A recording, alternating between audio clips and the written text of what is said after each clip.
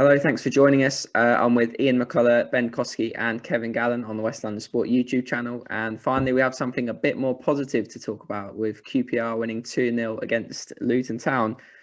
Kevin, obviously Charlie Austin coming in straight into the starting 11 after signing on loan for the rest of the season. Got his goal, really strikers, poacher finish. But, that obviously he's on loan until the end of the season. I think the way I see it is they still need that improvement from Lyndon Dykes and Macauley Bonne, because at the end of the season, those are the two strikers that are still going to be at the club. I mean, obviously Macauley Bonne, the goal he got will do him the world of good. But I mean, what are you kind of expecting from those two to improve on, and what do you think they need to work on now they've obviously got a bit more pressure on their position with Austin coming in? Well, regarding the game the other night, Charlie Austin came in and made an instant impact. I thought he done well. Obviously, he got his goal. What he did do well, and which the other two haven't done, he literally just sort of held his position, stood there, and when the ball came up to him, he controlled it, he laid it off, he linked the play off, put it wide, and got in the box, and backs himself to score when the ball does come in the box. The two lads that you're talking about, I mean, the game against Fulham, they worked hard, but none of them actually sort of stand still like Charlie did the other night. Just stand still, hold the ball up, lay it off, get in the box. They missed some chances on Saturday, and full credit to Macauley Bonne because he took his chance very well against Luton. I actually thought, bloody hell, this is like, he could miss this, but he tucked it in very well. They have to step up because, like you said, whether Charlie Austin stays at the end of the season or goes, we'll see. But one of those two will be fighting it out to partner him. At the moment, it was Lyndon Dykes. He actually had a much improved game against Luton. So they need to sort of watch what Charlie Austin does, look at him, analyse sort of how he trains, how he sort of just picked up good positions around the pitch. Didn't run around like Lyndon Dykes ran around brilliantly or whatever, and has been running around a lot in the last since he's became. But sometimes, as a centre forward, sometimes you just got to stand still, let the defenders or the midfielder hit you, link the play up, and then just get back in the box. And Charlie done that very well on Tuesday for an hour he was on. So well done to him. But I think they need to sort of watch what the others are doing. But I was just thinking about it. When I was a younger player, I was very lucky. When I first started at QPR, I had a coach who was a reserve coach at the time called Roger Cross, and he was an ex-centre forward.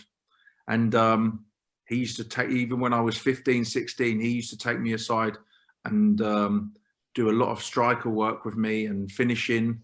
And then when I did become an apprentice as well, Jerry Francis's dad used to come in, Roy Francis, God rest his soul. And Des Bulpin, the manager of the youth team, used to say nearly every day, Kevin, you go with Roy, with the goalkeeper and maybe a winger, and just practice finishing. So, lucky enough, Ian Holloway with their manager, Gary Penrice, used to come in twice a week and used to take me, Paul Furlong, Tony Thorpe, and Jamie Curtin away for finishing. We'd sort of train separately, a bit like how the goalkeepers have a goalie coach. We sort of had Gary Penrice come in and train separately from the rest of the midfield and defence. And you know what? It done us the world of good. And sometimes when a centre forward, and which Macauley Bonne and Lyndon Dykes are going through a tough patch, they need someone to take them away, talk to them, sort of build their confidence as well. That's maybe a shoulder sort of to lean on and to help. And I was very lucky in my career. I don't know if they've got that at QPR at the moment, but I think that would be, a really good thing for those two strikers, just to have an experienced striker to talk to and to lean on, and just talk them through what they're doing wrong and what they're doing great. And with all the analysts that all the clubs have now, go into the training ground, look on the TV. You should have made this run. This is when you make that run. This is when you hold the ball up. This is when you run in behind. And that would do them to the world of good. Yeah, I think certainly Bonne and Dykes were under a lot of pressure after that Fulham game. Macauley Bonne especially had a lot of chances, and Lyndon Dykes had a really good one-on-one chance they blazed wide. So the Austin signing sort of came at the best possible time, really, and hopefully he can help them go on and succeed. But obviously it's looking more positive at that end of the pitch. But Ian, I know you're really impressed with some of the defensive work, and particularly Rob Dickie's continued development, and he's really had a good positive effect on this team so far in his QPR career. He looks so good. I mean, it's a pretty low bar, but I'm not one for hyperbole, but I reckon he looks the best centre back I've seen down there for 20 years. Honestly, he looks really, really good. You know, in the air, on the ground. You know, he's perhaps paced a little bit time, catch him up once or twice, but I think just as an all-round defender, he's only going to get better and better, and he looks to be growing with each game. Yeah, I mean, I don't know what you think, Kev, what you've seen of him, but you know, he looks a real find. I agree with you, Ian. I think he's a really good defender. I mean, when you said 20 years, I'm now like shuffling my memory back to all the defenders I played with 20 years ago. But no, what he's good is he's actually just calm and steady. There's no real mistakes in his game. Maybe lacks a yard of pace, but he's got good positional sense. He can win a header. He's very comfortable on the ball. And like I said, he's calm and he's assured. For a young lad, he's a really good player. And even playing that sort of right-sided of a free, because he's so relaxed and composed on the ball, it sort of suits him. And he can come out with the ball. And one thing I've noticed is when he does come out into the attacking third, he can put a lovely ball into the box, which he did against, I think it was at Derby and Macauley Bonne scored. But he done a sort of a similar ball on Tuesday. It didn't get to where it was, but I can just tell that the way he can sort of whip that ball into sort of the far post area. He had a very good game, and he's having a very good season. Talking of obviously defenders as well, it looks like QPR are announcing, I think as we're doing this video actually, another defensive signing. I think Jordy De Wijs, if I've said that correctly, a Dutch defender from Hull on loan till the end of the season. I think with a view to a permanent move as well. Ben, do you like this move, and do you like what the club have done in the transfer window so far, and what more do you think they need to do, if anything, to solidify their position and get away from the trouble that they've been in this season? Well, first up, Dan, I think we need to get Steve McLaren on to give you the correct Dutch pronunciation. Yeah, I'm pleased by the signing. I mean, he's a player I've certainly been aware of last few years. He'd been fairly regular in the Hull team for a couple of seasons, and then I think has had one or two issues there, and the odd injury and so on. But sometimes you see this with a player, don't you? That they're in a situation where a move is what's needed for them and for their new club, and I think it may be one of those. I think from QPR point of view, very wise to get him in on loan, because it means he can have a look at him, see how he settles, see how he gels with the other players at the back, and that makes sense. I mean, you know, we were just talking about Rob Dickie and how he's come along, and I know I've been saying this for a while. I felt three at the back is a system that suits the players that are there much better, and I think Rob Dickie would be one of those. He looks to me as if he's really flourished since that switch to a three. Kevin mentioned his delivery of the ball when he comes out into the opposition half as well, which I think, again, is not something you often see from a traditional centre back, if you like. I feel, again, you bring in someone who can add a bit to that defence. That's got to be a good thing because of what it can do for the other players. And Rob Dickie, a bit more freedom. Barbe, I think, will have a bit more freedom because he can just drift over to that left side a bit more, which I think suits him as well. So, yeah, very encouraging. In terms of what else they need to do, I think we've spoken here in the past about maybe getting someone a little bit more dynamic in midfield. We spoke about Whiteman, who's just signed for Preston, so that's not happening. But I think Ian has mentioned about feeling they need a left back as well, and I'm actually going to disagree with that simply because of the change of system. they now don't have a left back. And at the moment, Bright Samuel's been playing as a wing back, and be interesting to get everyone's opinion on how that's working out. But I think at the moment, unless Bright is leaving, then I quite like the way that's shaping up. And I would say, ideally, probably try and have one more player in midfield. For me, that should be it at this stage. That would do. That brings me quite a nice one to the next point I was going to ask you, Kevin, about is having Bright Samuel in that position as a left wing back.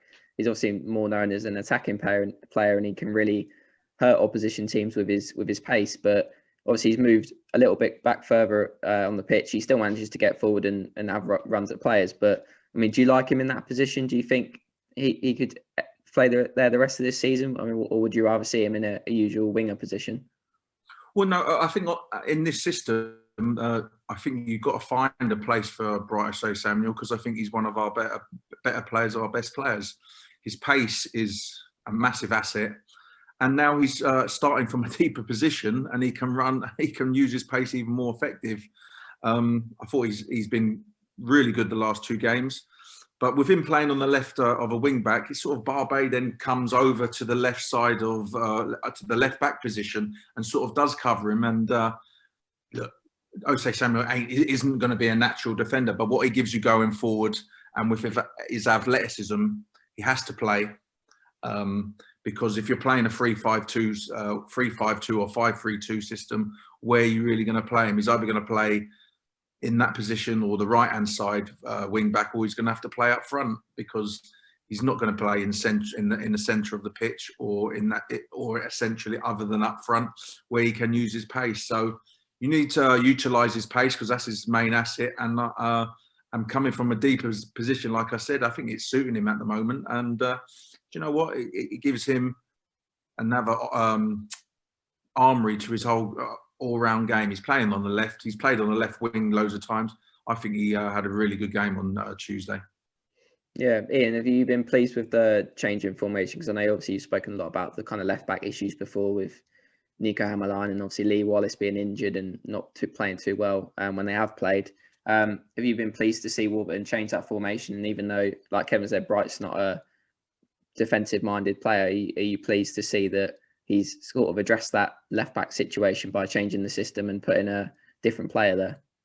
Yeah, I mean, I was never against going 3-5-2. I was just worried about whether or not they had the players to do it, and it wouldn't even cross my mind to play Bright there. And it's really worked. I think sometimes when a player's moved to a new position, it focuses the mind a bit more, and he looks a lot more engaged. I mean, he looked, a few games before Christmas, he didn't look like he was quite there. But against Fulham, he was very good. That Tete's a really good player, and he's up against him. And defensively, he really was quite disciplined and doing his best to stop the cross.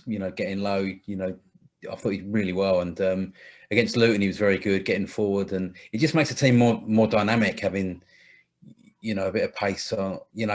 Kane's not the best, but he's not going to get you killed either. He gets forward and never goes missing. Always wants the ball, which I kind of quite admire about him. But yeah, certainly Bright. I mean, he had a really good game against Luton, as Kevin said, and yeah, it does. When Rangers were good last year is when they had a lot of pace, and the way you beat big physical teams is to run at them and get behind the fullbacks. And Wycombe are certainly a big physical side, and Rangers have done pretty well against Millwall in recent times by playing that way. And yeah, he stumbled across it, and it's kind of working at the moment. So hopefully, long may it continue. Just on Ben's point, do you still want to see a left back come into the club? Do you still think they need one? I think the way I don't disagree with what Ben's saying. I think we're right there at the moment. Yeah, if you can use that money to bring in another midfielder instead of a left back with him doing that role, then I'm all for it. Ben, what are your kind of expectations for QPR this season now with the Charlie Austin signing, Jordy De Wijs coming in, and they might add one or two more hopefully in the transfer window. What do you expect them to get out of trouble now they've beat Luton? Do you think they can safely stay up this season? Well, I think there's 2 points to make there, Dan. I mean, one is that without wanting to sound like a killjoy here, we've got to keep in mind that result at Luton is only one result. And obviously it's given everyone a huge lift because it's the first time the team's won in, 10, 11 games. But it's no good if that's an isolated win, because you've got to get a little sequence of wins going to get out of trouble. So I would say it becomes a really good result if they then back it up against Wycombe, and then next week against Cardiff and Derby coming up. And it is important people don't get too carried away with one very good performance. I think the other thing to say is Charlie Austin coming in. Obviously, we talked about the kind of the effect he can have on the other strikers in the squad, and already is having. But I suppose the other factor is it just raises everyone's spirits. I mean, you look at some of the fans' reactions. Austin was obviously a hero for Rangers fans first time around. And when someone like that comes back to the club, even if it's only on loan, it just gives everyone a boost. So I think that in itself is got to increase the chances of the team getting out of trouble. I mean, being realistic, I think some might be saying, well, go on a run, can even challenge for the playoffs. I mean, I think that's probably a bit far-fetched, but yeah, I certainly think as long as they can make sure that Luton result is not an isolated win, as long as they can continue that form, build on it, then yeah, I don't see any problem with getting out of trouble. I think, and then I said two things. I'm going to add a third, actually, which is that, of course, the situation at the moment with what's happening in the country in general, we don't know quite how this season is going to progress. And all I would say is with games being called off all the time, what you want to do is play your fixtures and have points in the bag. You don't want to be in a situation where potentially you've had sort of 4-5 games called off, and suddenly you've then got to make up those in very short space of time, because I think that will count against you. So ideally, get games played, get points in the bag, and I think they'll be fine. Yeah, and it's Wycombe up next. We spoke obviously on previously on the channel about Wycombe Wanderers, a side they drew with pretty recently, and about the kind of physical challenge of playing them. Kevin, do you think Mark Warburton will stick with the formation that he's gone with the last couple of games, and do you think that can help address the physicality that Wycombe play with? Yeah, I think that they'll. I'd be very surprised if he changes the starting lineup unless there's an injury. I believe the three at the back with Cameron, and in the middle played well again. In that central back, Barbe played well. Dickey, you've got height. You've got Don Ball who's another marker. Charlie Austin can come back and maybe defend. I think we'll be well equipped to take on Wycombe, and you can just tell by at the end of the match, even just with the last goal, confidence just came back to the team, because they did play a really good game. Got to say though, Luton I think could get dragged into a relegation battle now. They looked really, I thought, poor. But you still got to beat these teams, and we did comfortably. But I think we'll beat Wycombe. I'll be very surprised if we didn't. I think we have got better players than them, and hopefully we'll tell on the day. What's your prediction for the game? My prediction, I'm going to go 2-1 QPR. I think we'll be 2-0 and maybe a consolation for Wycombe, but 2-1. Ian, what's your prediction for the game? I think they'll win 3-0. Wow, it's been a while since we've had a. Yeah, no, I think. I mean, they were good against Luton, but I think they've been playing pretty well the last sort of month or so. They should have beaten Norwich really. That chance at the end, I thought they'd be good against Fulham actually. For a very strong Fulham side, they held up well. And as Kev said, it's just confidence. You get a win, confidence comes back, but you shouldn't really be frightened of playing Wycombe at home. At their place. It's a bit of a different ball game, but I mean, really, Rangers should have enough about them. I would say this though, Ian. It's just the game and the games when I played for QPR and watched over the years, and you'll probably agree with me. It's the games that QPR have always expected to win are always the trickier ones.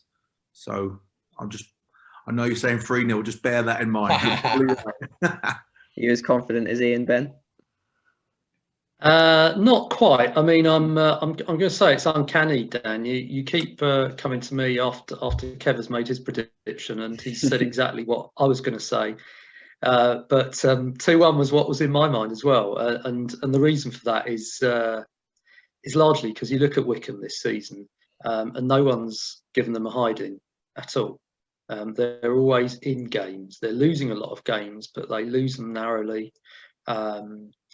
And I think, I unfortunately, you look back to some of the games Rangers have won this season, and they've never made it easy. You look at the home game against Rotherham, they nearly threw that one away. You look at the game, I think, home to Cardiff, which they won in the last minute through that Don Ball 30-yarder or whatever it was. So I think it's going to be tight. I do think Rangers will win. I think 1 goal in it. 2-1 was in my mind, but maybe just to be different, I'll say 1-0 and a clean sheet. And either way, that would do just fine as well. Do you know, I actually thought 2-1 as well. So all three of us. Ian's the optimistic one, clearly. More optimistic. Yeah. Brilliant. All right. Thanks for joining us. If you liked the video, please subscribe to the channel and give the video a like, and we'll see you soon.